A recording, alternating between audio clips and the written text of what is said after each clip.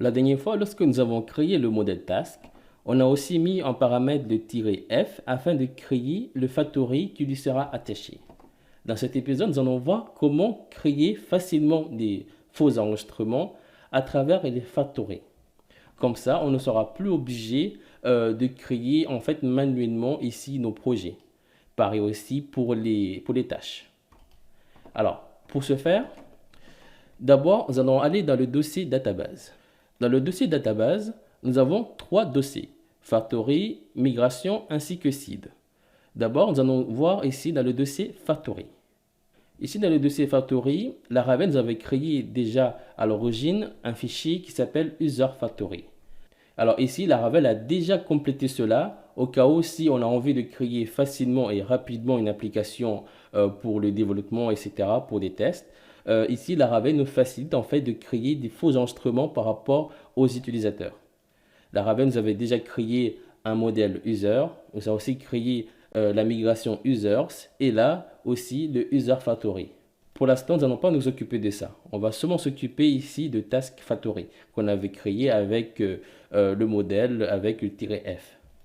Alors, ici, à l'intérieur du tableau, à l'intérieur du return, on va en fait mettre ici les enregistrements qu'on a envie d'enregistrer dans les colonnes de la table Task.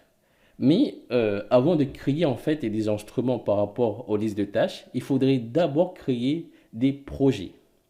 Alors pour cela, on va devoir aussi créer en fait une factory par rapport au projet.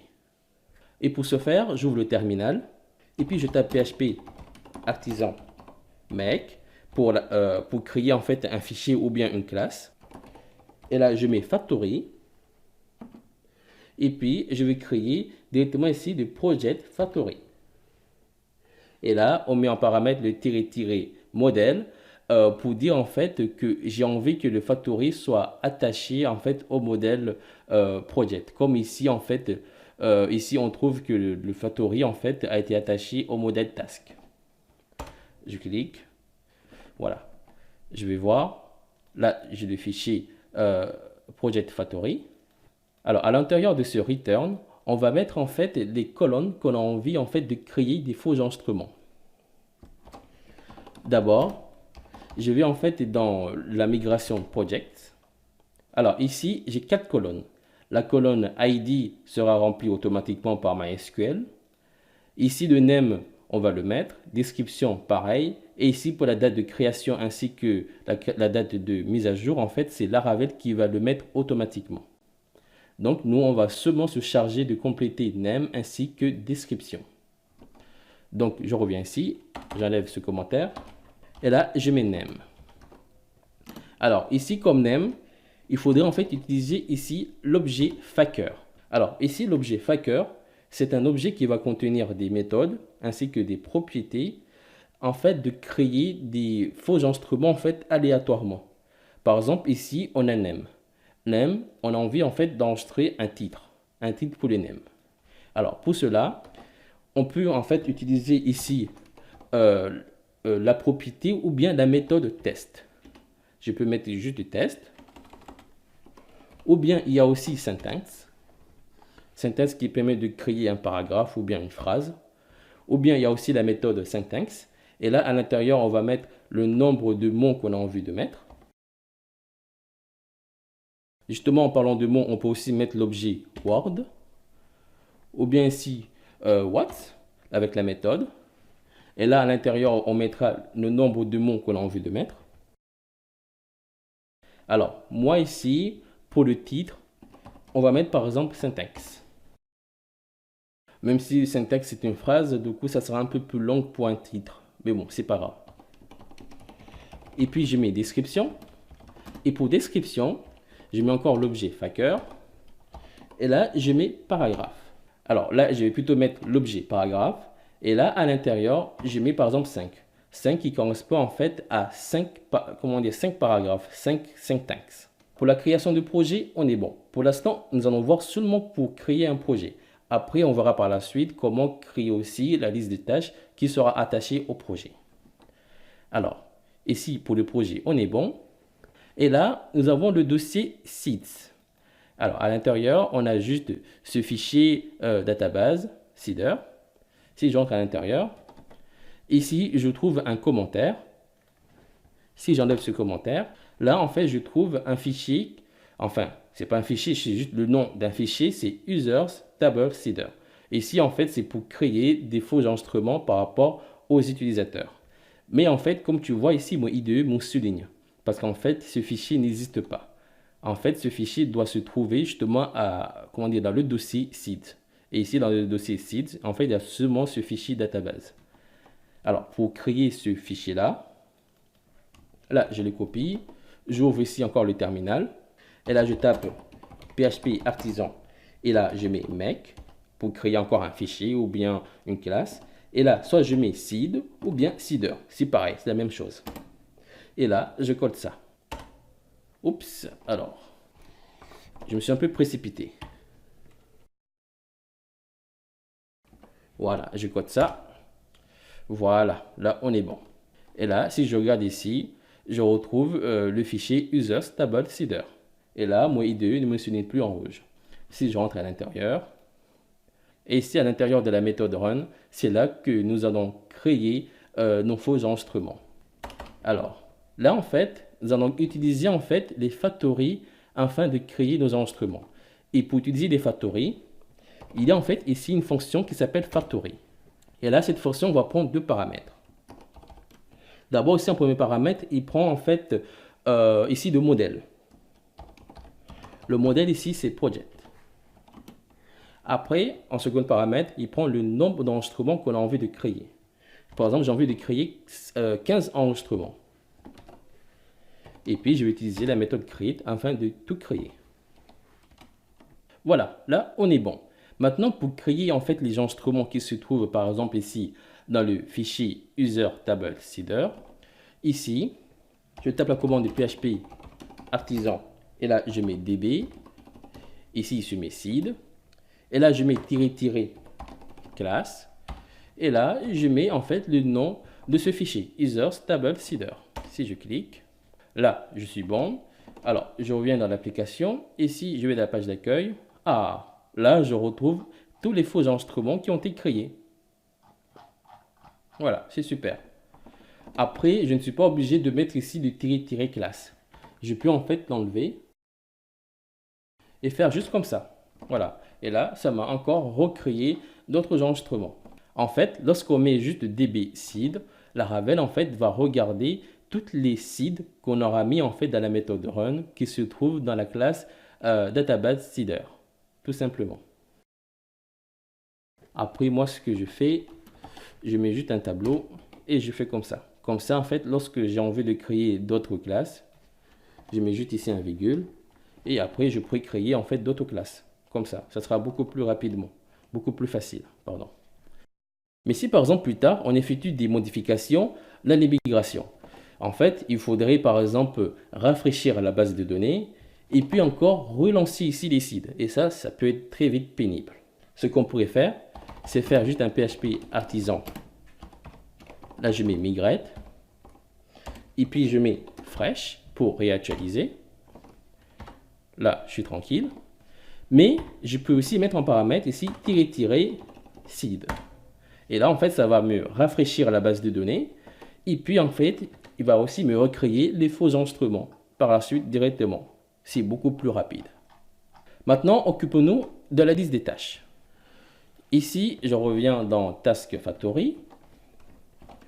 Et puis, je vais dans la migration Task. Dans la table Task, nous avons ici 3 colonnes. La colonne Project ID, pour contenir en fait l'ID du projet, la colonne Description, ainsi que la colonne Complete. Je reviens ici. Et là, je mets Description. Comme d'habitude, je mets ici l'objet Faker. Et là, je mets syntaxe. Après, non, je vais pas mettre plutôt syntaxe. Je mets plutôt test, la méthode de test. Et là, je lui dis que je veux au moins, on va dire, allez, 5 caractères. Et puis, en fait, il faudrait également aussi rajouter le project ID. Mais le project ID, en fait, on ne peut pas deviner. On peut pas deviner l'ID du projet. En fait, l'astuce, c'est lorsqu'on va créer ici des projets, on va aussi créer par la suite les listes des tâches. Comme ça, on pourra récupérer l'ID du projet qui aura été créé et le mettre directement dans le project ID. Et on va voir comment on pourra le faire. Là, ici, je copie complète. Là, je mets complète. Là, je mets l'objet Faker. Et là, je mets Boolean. Comme ça, en fait, il mettra soit true ou false automatiquement. Bien. Après, je reviens ici dans User Table Seeder. Ici, en fait, nous allons tout mettre dans le User Table Seeder. Hein. On ne va pas créer, en fait, de classe spéciale pour ici les projets ainsi que pour les tâches. On va tout mettre ici dedans, comme ça, on ne s'en prend pas la tête.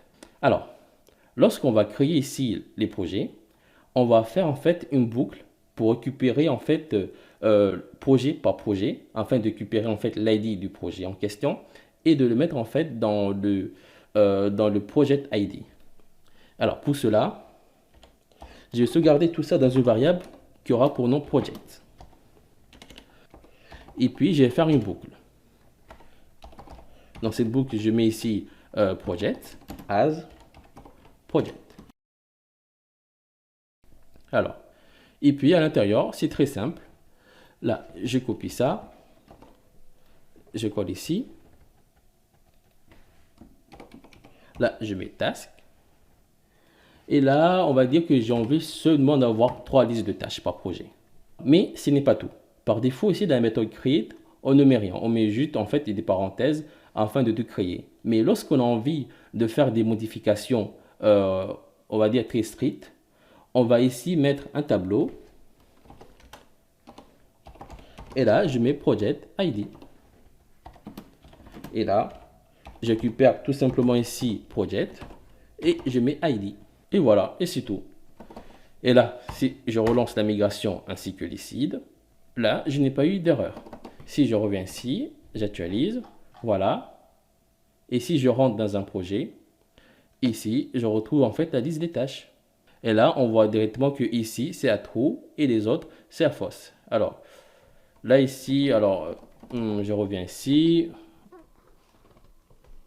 Alors, là, mettre test, je vais plutôt remettre ici syntaxe.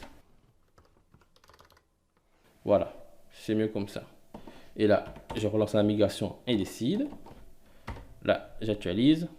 Voilà, mais bon, c'est un peu plus long. Et là, en fait, on voit que tout est à true. Là, je pouvais passer à false automatiquement. Et là, si j'actualise, voilà. Donc, je reviens ici. Alors ici, pour récupérer l'ID du projet, on a dû en fait utiliser la boucle for each. On récupère d'abord ici tous les projets. As, ici, on récupère le projet par projet.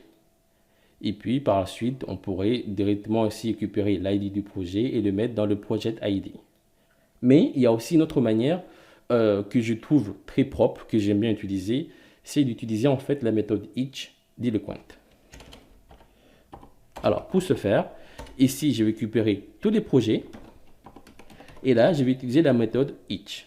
La méthode each, c'est comme en fait la boucle for each. Mais en fait, ici, ça va utiliser la fonction map, comme si on mappait un objet, un tableau.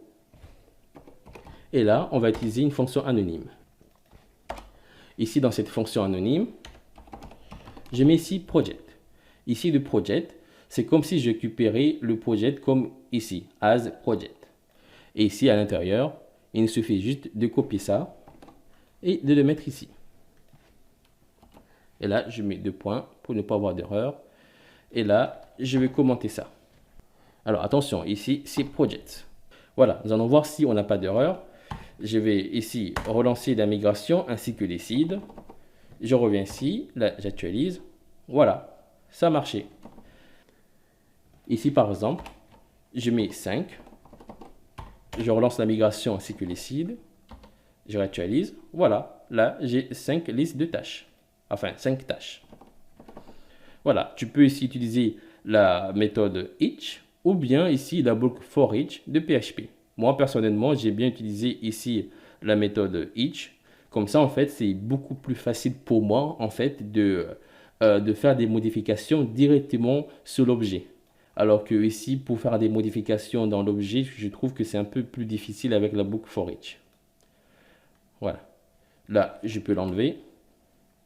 Et je vais rester avec la méthode each. Alors ici, l'astuce, pour créer un enregistrement qui est en relation avec un autre enregistrement, qui appartient à un autre enregistrement, d'abord, il faut créer l'enregistrement qui n'a pas, on va dire, qui n'a pas d'appartenance, qui n'est pas en relation, on va dire, qui n'appartient pas à un enregistrement, qui possède plutôt des enregistrements. On crée en fait ici l'enregistrement qui possède un enregistrement, et puis on va la sauvegarder dans une variable. Et puis, on va récupérer cette variable. Ici, c'est project. Et puis, on va utiliser la méthode each pour faire une boucle. Et là, on va récupérer l'enregistrement, l'objet de la collection de cette boucle. Et puis, par la suite, on pourra directement créer, en fait, récupérer l'ID de ce projet et l'ajouter, on va dire, dans la table qui fait, en fait, d'office de clé étrangère. Ici, c'est project ID.